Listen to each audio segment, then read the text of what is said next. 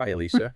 Hey Jared, welcome everyone to Vibrations and Manifestations. It's really good to be here, ready to dive into some truly profound wisdom today. It absolutely is. And welcome back to you, our listener. Hope you're ready because we're jumping into part 4 of our Ultimate Manifestation Showdown series. That's right. And this deep dive, well, it's all about uncovering what it really takes to achieve that kind of extraordinary success we all look for. Yeah, we're focusing specifically on how your mind acts as the ultimate command center, the thing that shapes your entire reality. Exactly. We'll be drawing on some really powerful insights today. Things from manifestation principles, deep spiritual wisdom, and even, well, what many now see as actual scientific truths about conscious creation. And the aim. hmm It's simple, really, to convey a profound message about how you're always consciously or unconsciously creating your world. Today, we're embarking on a journey really into the blueprint of achievement itself. Yeah, not just what it takes to succeed, but digging into the energetic dynamics, the Yeah. mental stuff that truly shapes your reality. Exactly. We're diving into what you might call a powerful success triangle. hmm Featuring three pretty iconic figures, Napoleon Hill, Florence Scovel Shinn, and Abraham Hicks. And you'll discover how their unique approaches to creation, from really disciplined thought to a more effortless flow, how they can actually converge. Right, and hopefully unlock your own path to abundance and, well, that feeling of joyful alignment. We'll explore how what we often see as maybe masculine energy and goal setting, that drive, that focus, That intent, yeah. how that can harmonize really beautifully with a more, let's say, feminine ease and spiritual alignment. So get ready to maybe rethink success. See it as this dynamic interplay of strategy, surrender, and pure vibrational resonance. By the end of this deep dive, we really hope you'll have a clearer understanding of your own inner power. And how to direct it with, well, incredible precision. Okay, so where do we start? Let's begin by stepping back. Way back to the early 1900s. Well, let's meet a young journalist, Napoleon Hill. He's really on the cusp of something extraordinary. Picture him showing up to meet Andrew Carnegie, one of the wealthiest men on the planet at the time. And Carnegie wasn't just giving an interview. He had this deep conviction, this belief. He really thought there's a common thread, didn't he? Like a universal principle behind all great success. Absolutely. And he threw down this challenge to Hill. Spend the next 2 decades unpaid, mind you, interviewing the most successful people alive. Wow. Think about that. Titans of industry, inventors, presidents even. His job was to decode it all.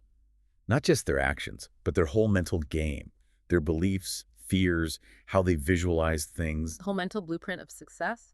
And here's the kicker, the really fascinating part. Hill had to decide, right there, on the spot. No mulling it over? Nope. It was a test, really, of his decisiveness, something Carnegie valued highly. And he said yes. He did. He jumped in, embarking on this 25-year odyssey, interviewing over 500 legends, Thomas Edison, Henry Ford, Alexander Graham Bell. Incredible list. He was trying to get inside their heads, understand the mindset behind it all. And the culmination of all that work, published in 1937, was Think and Grow Rich. Which really wasn't a get-rich-quick book, despite the title. Not at all. It was more like a get clear and become unstoppable guide, Yeah. all focused on that internal power. And right at the core, Hill talks about definiteness of purpose. We've found this is it's the absolute starting point, isn't it? It totally is. The absolute seed, you could say, for all achievement. He called it definite purpose. Mm-hmm. And this isn't just, thinking casually about goals. It's deliberate, disciplined. It really is. He Yeah. talked about guarding the temple of your mind, right? Yeah. Because what gets in there. Eventually gets out into your life. Yeah. Exactly. He'll stress this idea of a burning desire, not just a wish, but a burning desire for a very specific goal. Like that story of Edwin C. Barnes. Perfect example. He had this just unwavering desire to work with Thomas Edison, not just, for him. Right. A partner. Yeah. And he shows up at Edison's lab, gets there on a freight train. No money, no introduction.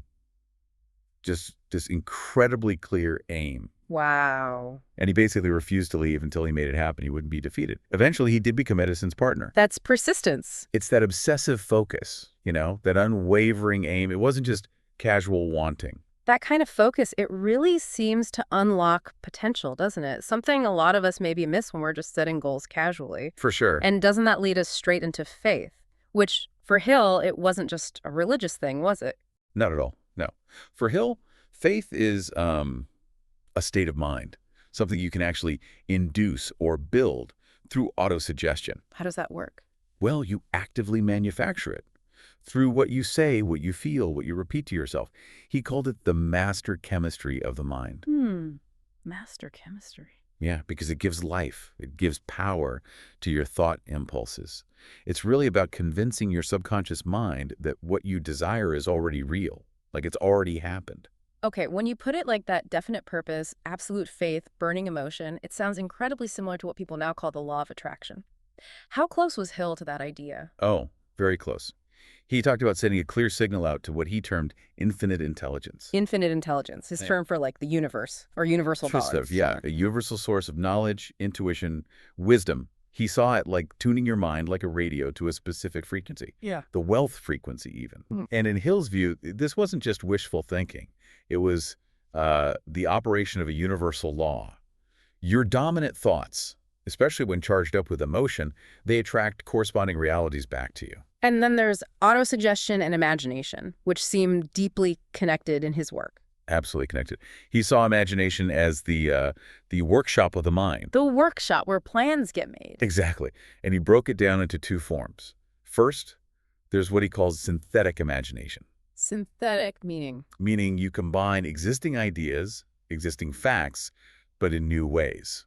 So think of Edison's light bulb. It used old principles, but combined them in a new way. Or Clarence Saunders' Piggly Wiggly store, that self-service grocery idea. Right. Taking the self-help cafeteria model and applying it to groceries. Completely new industry, basically. Or Henry Ford's first car. Yeah, like a horse and buggy plus a steam engine, sort of. Pretty much. Even something simple like the Eskimo pie ice cream, chocolate stick.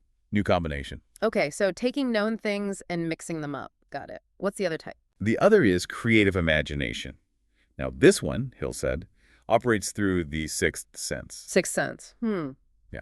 It's like a direct link, he believed, between your finite mind and that infinite intelligence we mentioned. So this is where the real breakthroughs come from, the aha moments. That's the idea, those sudden hunches, inspirations. Think Edison's phonograph totally new, or Marconi figuring out wireless communication. Or Marie Curie discovering radium, something completely unknown before. Exactly, those leaps. And autosuggestion, going back to that, is the tool you use. It's the medium to impress your desires onto your subconscious, making it believe they're real. That's how you kind of program your mind to be open to these creative flashes. Okay, so we've got the power of the individual mind, the definite purpose, the faith, the imagination. Huge stuff.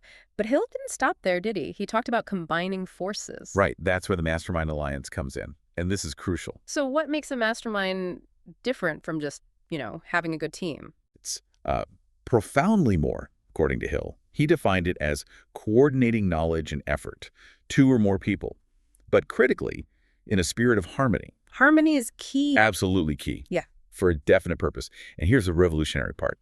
Hill claimed that when minds connect like this, in harmony, fixed on one goal, a kind of third mind is formed. A third mind, like a collective consciousness. Sort of, yeah. A greater, more potent mind emerges from this energy. He pointed to the 56 signers of the Declaration of Independence as an example. Wow, yeah. Uniting for that purpose, knowing the risks. Exactly. Facing death, potentially, but unified. That's a mastermind in action. The story that always strikes me as the ultimate example is Charles Schwab, Andrew Carnegie, and J.P. Morgan, the creation of U.S. Steel. Oh, absolutely. That's a classic. Right. Schwab didn't just go to Morgan talking about monopolies. No. They painted a picture, right, a vision. A massive vision, efficiency, specialization, capturing global markets. It was so compelling, so comprehensive, it just swept Morgan along. Leading to this, unprecedented financial undertaking. Exactly. It shows perfectly how that combined force of minds, all driving towards one definite goal, can achieve something that seems completely impossible beforehand. That collaborative genius. That's the mastermind principle. It shows how aligned minds can achieve things neither could alone. It's almost like an exponential boost in creativity and problem solving. Wow. And then there's another universal principle, cosmic habit force. Yes. This law is incredible. It essentially makes fixations permanent. Meaning? That when your mind is consistently focused on a definite major purpose, this universal law kicks in immediately. It's like the universe's own pattern recognition system. So by consistently impressing a purpose on your mind, you're etching a deep groove in reality. The universe's energy naturally flows into that channel, attracting the material equivalent of that purpose. Hill called it a watchdog, didn't he? Examining thoughts and actions. Yeah, assigning penalties or rewards based on the patterns we set up, it reinforces what you consistently focus on. Which just emphasizes again how crucial your mental attitude is. It's more than just a feeling. It acts like a powerful magnet, actively attracting everything, people, circumstances that makes you who you are and puts you where you are. So consciously controlling that attitude is vital for staying on the beam, as Hill would say, that path leading to success. Maintaining that positive energetic resonance, keeping that internal compass pointed towards your goal. But pulling off something that big, that kind of vision, it requires incredible endurance, commitment. How did Hill view persistence? Oh, it was central. He had this great line, discipline is the purest form of self-respect. I like that. Yeah. He taught that staying positive, especially when things get tough, isn't about pretending everything's fine. Right. It's not fake positivity. No. It's choosing to believe the struggle has meaning. Refusing to let circumstances just dictate who you are. He said every time you follow through on a promise to yourself, even a small one, you're casting a vote for the person you want to become. Building that identity through action. Precisely. He believed real strength isn't forged in bursts of inspiration. It's forged in the fire, daily discipline, daily integrity. His message was pretty clear. You were built to conquer, not collapse. That focus on daily discipline, it really comes through. It reminds me of that morning ritual he suggested, the 11 phrases. Oh, yeah. The definite chief aim. Speaking it aloud. Twice daily, right. With emotion, vision, certainty. It sounds like programming instructions for your subconscious. That's exactly how he saw it. He said your subconscious mind works 24/7 to bring about whatever you've clearly defined and charged with emotion. But you have to give it that clear target first. You have to give the blueprint. And that repetition, with increasing intensity, he believed it literally creates the neural pathways. It turns thought into habit, habit into character, and character ultimately shapes your destiny. It's about taking command, designing your own life plan instead of drifting.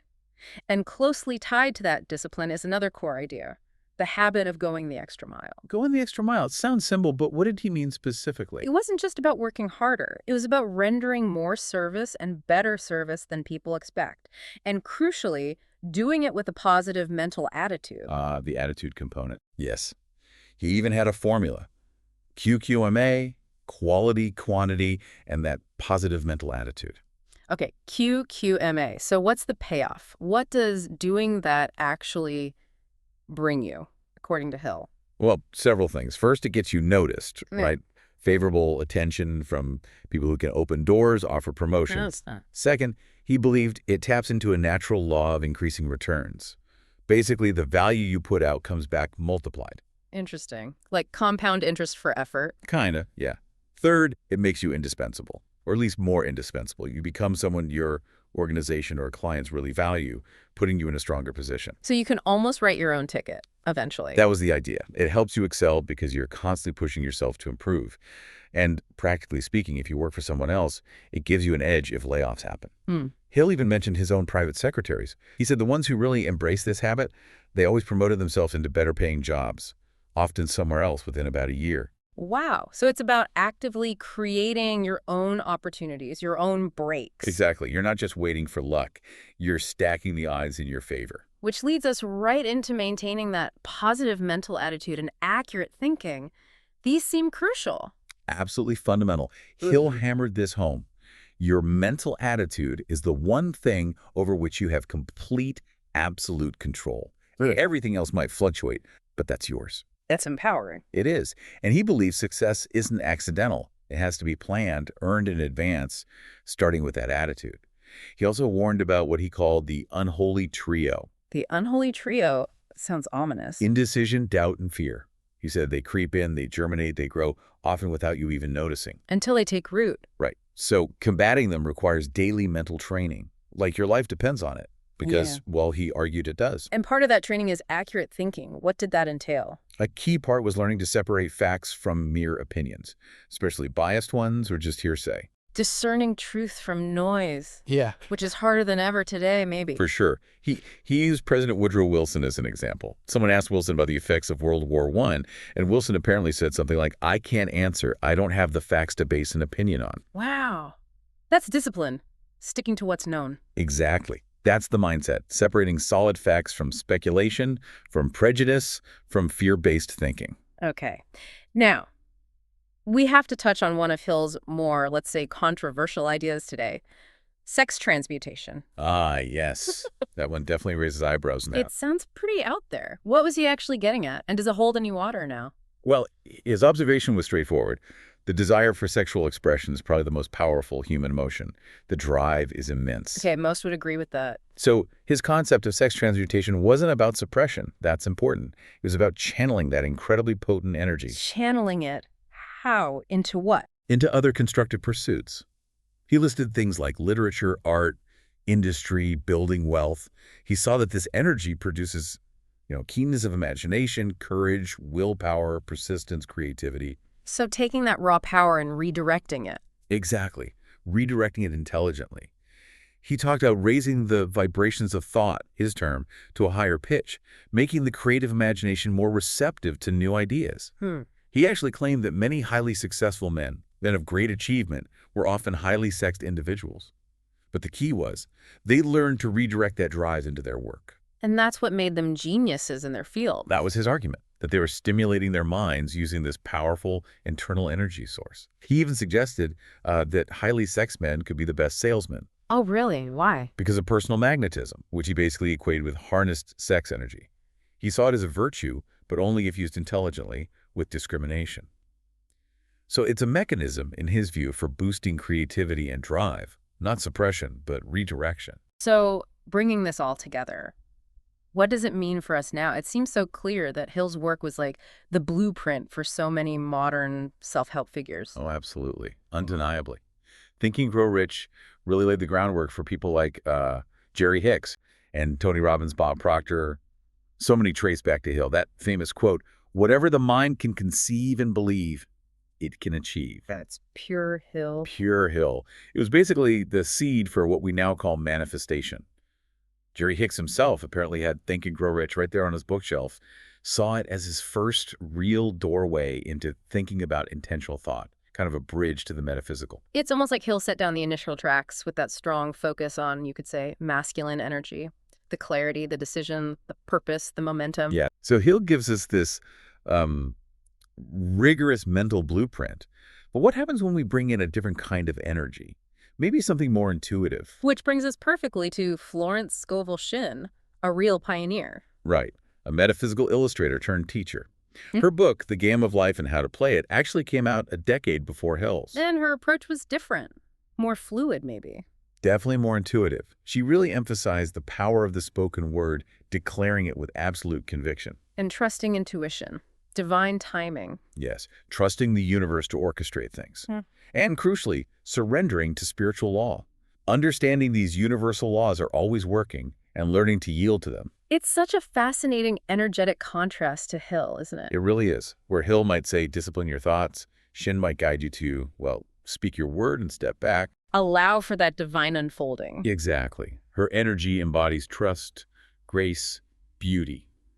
That feminine flow. She was maybe quieter, but really foundational in New Thought circles. Inspired people like Louise Hay. For sure. And that famous quote of hers, "The game of life is a game of boomerangs. Our thoughts, deeds, and words return to us sooner or later with astounding accuracy." That really captures her trust in universal law. It shows that sometimes the real action is in the stillness in that declaration. Your word becomes a command, and then your job is just to allow. Hinn reminds us that letting go and trusting can actually be the most powerful thing you do. Such a beautiful counterpoint. Okay, so we've got Hill's focused intention, Shinn's graceful allowance. Now let's jump forward. To the present day, really. Mm-hmm. And the modern voice of deliberate creation, Abraham Hicks, channeled by Esther Hicks. And it's so interesting, as you said, that Jerry Hicks saw Hill's book as his gateway. There's a lineage here. There really is. And Abraham introduces these incredibly powerful concepts like the vortex. Which is more than just an idea, right? It's like an energetic state. Exactly. A high vibrational frequency. A space where all your desires, everything you've ever asked for are already lined up, waiting for you to match that frequency. Like the universe's staging area for your dreams. Kind of, yeah. And they give us the emotional guidance scale, too, which is so practical. It maps emotions from despair up to joy. Helping you understand where you are vibrationally and how to intentionally climb the scale toward better feeling, more aligned emotions. For Abraham, the law of attraction is very much a vibrational science. Totally. Your vibration is your point of attraction. Full stop. And what's amazing is how Abraham seems to weave both energies together. Beautifully, doesn't it? That masculine clarity, focus, decision. Combined with the feminine ease, joy, flow, allowing. Abraham has really become the modern face of manifesting for millions globally. And that quote, "You never get it done and you can't get it wrong," it just feels so liberating.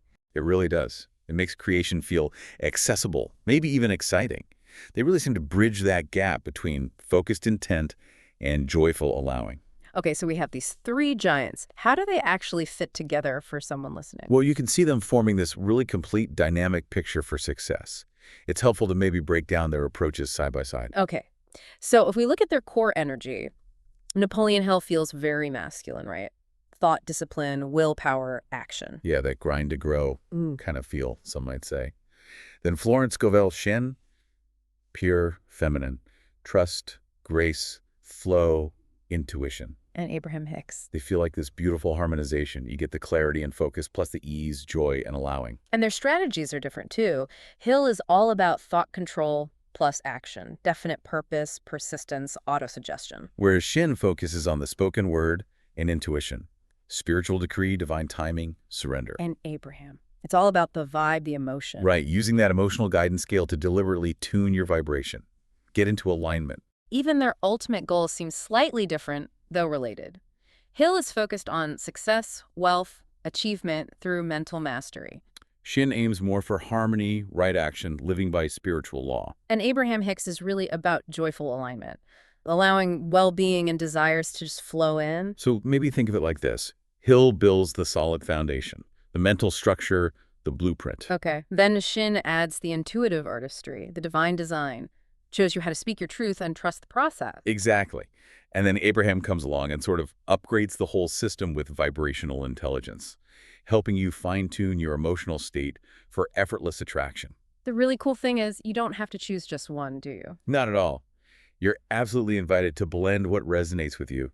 Embrace Hill's clarity, Shinn's grace, Abraham's joy, whatever works for you in the moment. It's easy sometimes to label these ideas as just spiritual or self-help. Right. But what's fascinating is that there's actually solid brain science that seems to illuminate why these approaches work. That's what makes it so compelling. Take Hill's definite purpose and autosuggestion. That's not just wishful thinking. It's actively programming your reticular activating system, your RAS. Your brain's filter. Exactly. When your RAS is focused, your brain literally starts noticing opportunities and resources related to your goal that were probably there all along. But you weren't tuned in to see them. It's like when you decide you want a certain car. And suddenly you see it everywhere. You've primed your brain. And Florence Scovel Shinn's powerful affirmations, her creative visualization, that lines up so well with modern cognitive behavioral therapy, CBT. How so? Well, by consistently declaring your word, you're not just hoping. You're doing cognitive reframing. You're challenging limiting thoughts and literally building new neural pathways that support your desire. You're rewiring your brain. Pretty much. And Abraham Hicks' emotional guidance scale, that taps directly into emotional regulation and neuroplasticity. Neuroplasticity, the brain's ability to change. Right. When you intentionally shift your emotional state, like Abraham teaches, you're not just feeling better momentarily. You're actually changing your brain chemistry, strengthening certain pathways over others. Your brain adapts to your focus. Which brings us to maybe a sticking point for some people, like a manifestation debug mode. Yeah, let's get into that. Think of it like running diagnostics. Exactly. It's a way to find those hidden blocks, those limiting beliefs that might be like messing with your abundance signal. Clearing out the static, finding the glitches in your programming, things running in the background you don't even realize are there. So let's switch on manifestation debug mode. Okay. Activating debug mode. There's this really common limiting belief. Uh-oh. It often masks itself as just common sense or being responsible. It's that little voice that whispers. If I'm not working super hard, grinding away constantly, I don't deserve success. Does that sound familiar to you listening? It's the underlying idea that success has to be earned through struggle, sacrifice, pushing through resistance. And if it comes easily, that feels wrong somehow, like cheating or being lazy or just unearned luck. But here's the liberating truth we see in all these teachings, backed by the science. Success isn't just about how hard you work. It's about how aligned you are. Inspired action can feel like flow, it can feel like fun, joy, even rest. Think about it. How many breakthroughs, how many brilliant ideas arrive after you finally let go? When you take a walk, or a shower, or even a nap. Solutions often appear when we're in that state of ease, don't they? Exactly. So maybe ask yourself, who taught you that rest equals laziness? What happens if you allow yourself to believe that joy can actually lead to success? When was the last time something came together easily for you? And how did you react? Did you trust it? Or did you second guess it? Wonder when the other shoe is going to drop? The fix seems simple, but it's profound. Repeat this maybe. Inspired action is not lazy, it's efficient. Alignment amplifies results. You're not here to force things. You're here to tune your frequency and allow things to respond to you. And we hear echoes of this everywhere. Napoleon Hill noted, the subconscious mind is most receptive in a state of calm. Florence Scovel Shinn guided us to speak your word and step back. Right action will unfold. And Abraham Hicks puts it so powerfully, action is only satisfying when it comes from alignment first. So the next time you catch yourself thinking, oh, I haven't earned this yet, just pause. Ask yourself, am I pushing or am I aligning? Okay. Let's take just a moment now to maybe integrate these powerful energies into your own being. Yeah, wherever you are, just allow yourself to get a little more comfortable. Let your shoulders drop. Unclench your jaw if it's tight. Take a nice breath in through your nose and just sigh it out through your mouth. Let go of any effort. Let's do that again. Inhale, ease. Exhale, effort. Good. Now, if it feels right, gently close your eyes, or you can just soften your gaze downwards. Imagine for a moment that you're standing right at the center of a triangle. You're in a vast open field. The sky above you is this beautiful golden color, just full of possibility. And the ground beneath your feet feels steady, rich with potential. Now look to your left. There stands Napoleon Hill. He looks confident, focused, clear-eyed. He gives you this nod of approval. In one hand, he holds a book, and in the other, a key.